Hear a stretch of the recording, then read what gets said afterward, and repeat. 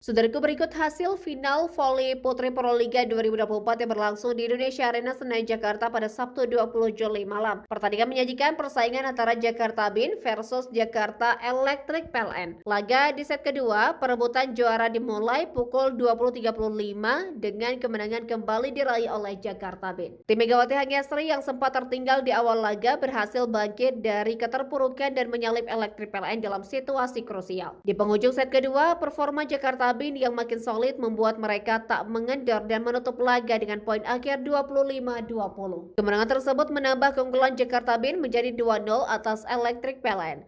Pertandingan antara Jakarta Bin dan Electric masih akan berlanjut di set yang ketiga.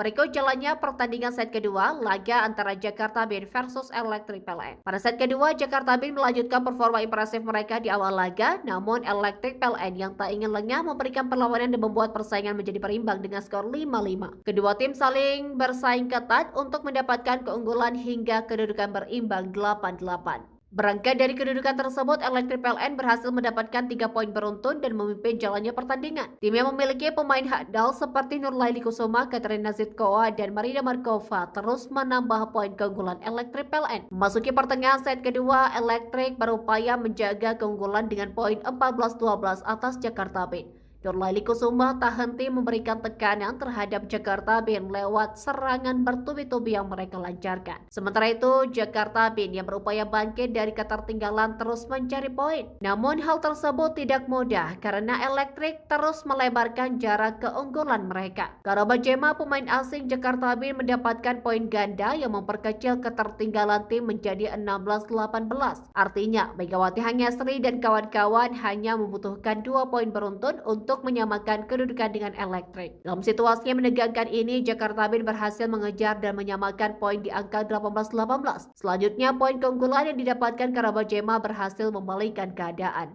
Namun ancaman dari Marina Markova belum terlepas karena pemain asing asal Rusia ini kembali memberi tambahan poin dan membuat persaingan berimbang 19 sama. Jakarta Bin dengan poin ganda yang mereka dapatkan mengembalikan keunggulan di penghujung set kedua. Situasi yang cukup menguntungkan bagi Jakarta Bin di fase akhir membuka peluang bagi Megawati DKK untuk mendekat dengan kemenangan kedua mereka. Ditambah satu spike dari Megawati Hangyasri, Kenia Kerkasa Sopon, dan blok tanggo dari Mira Suci menambah dominasi Jakarta Bin menjadi 24-19.